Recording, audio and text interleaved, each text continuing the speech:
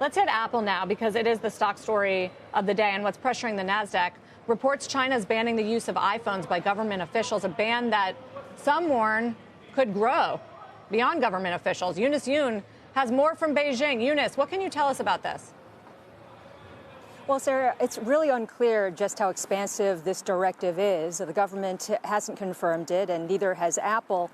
But what we are hearing is more and more reports of state agencies as well as state firms asking their employees not to bring their iPhones to work on national security grounds. The focus has been on those who are in investment, trade, and international affairs, and the employees have about a month to make a switch. Now, the question here isn't so much about how many iPhone sales this would impact when it comes to the government, but it actually is bringing up a question as to just how politically correct Apple iPhones will be in broader society. We spoke to some distributors of iPhones. They said that Apple's bigger problem might actually be something totally different, which is Huawei's new Mate 60 Pro. This phone was released when U.S. Commerce Secretary Raimondo was in town. The company hasn't released the specs, but it's operating as if it's as fast as a 5G phone. So most of the folks in the tech industry who I've been talking to here don't actually believe that Huawei would be able to produce this phone without foreign technology. However, state media has been touting this as a poke in the eye for the U.S. Commerce Secretary and the department's export curbs. In fact, CCTV posted a social media post and which was mocking her here.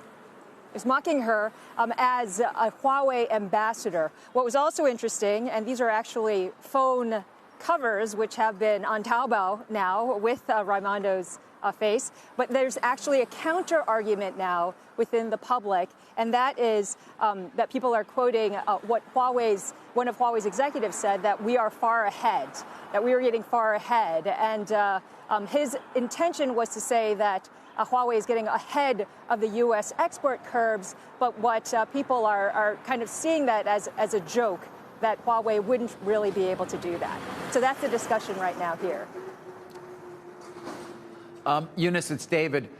Is there an expectation that there will be some sort of official announcement from the Chinese government regarding this possible ban on bringing your iPhone to work? Or is it more likely, given your experience, that it will simply be rolled out, if it is being rolled out quietly, and that'll be the extent of it? Yeah, you know what? It's really difficult to say because there are times when the government does actually make these official announcements where either on the local level or on the central level, they'll say that a certain product is banned, or they don't want, say, for example, Tesla cars to be in certain sensitive areas. So they will actually make certain statements. But as you well know, David, with your experience here as well, there's a lot of unofficial messaging that goes on to make sure that things kind of go in the direction that the Chinese government wants. So I wouldn't be surprised at all if we kept hearing more and more about these directives, but nothing was officially announced. Eunice, appreciate that. Huge story, and we'll see how it evolves. Eunice Yoon.